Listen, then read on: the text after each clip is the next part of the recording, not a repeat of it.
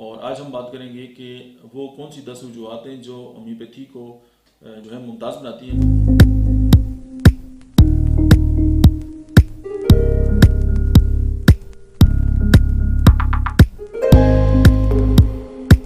बिस्मिल्लाहिर्रहमानिर्रहीम।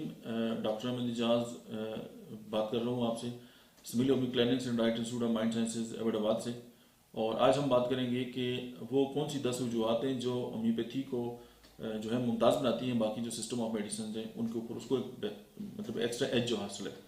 और हम ये कह सकते हैं कि 10 रीजन टू चूज होम्योपैथी और any other system of medication or medicine.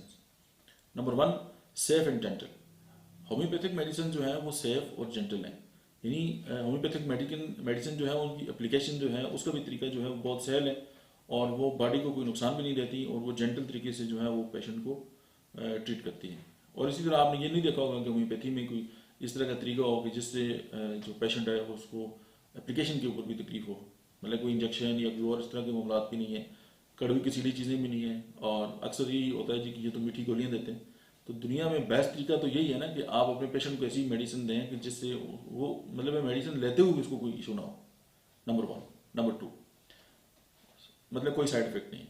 Side effect इसलिए नहीं है कि बाकी जो तरीकाकार हैं उसमें यह है कि होम्योपैथिक जो होम्योपैथी के अलावा जो गैर होम्योपैथिक तरीकाकार हैं उसमें दवा की मादी मकदार है, क्वान्टिटेटिव मकदार है। यानी अगर आप 1 ग्राम 1 माइक्रोग्राम भी मेडिसिन लेते हैं या तोला माशा जो भी मेडिसिन लेते हैं तो चूंकि वो क्वान्टिटेटिव मकदार है, जो भी क्वांटिटी आएगी बॉडी के अंदर अपना फायदा देगी, अपने साइड इफेक्ट देगी और बॉडी से आउट हो जाएगी।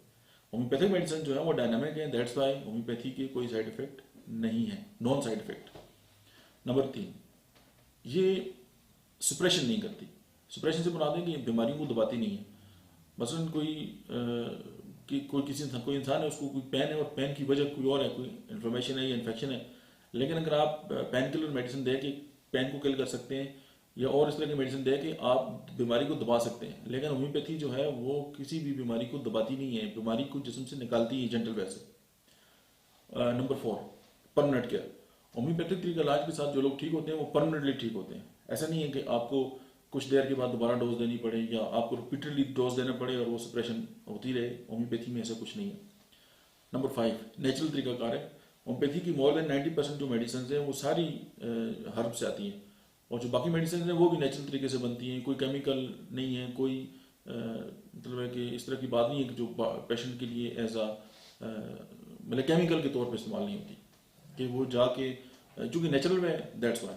उसके अलावा सातवां जो तरीका है वो नॉन एडिक्टिव है, यानी होम्योपैथी की कोई मेडिसिन ऐसी नहीं है कि अगर आप खाएं तो आपको नशा हो जाए, ये कमाल की बात है। उसके अलावा जो 8वां तरीका है होम्योपैथिक होलिस्टिक अप्रोच है।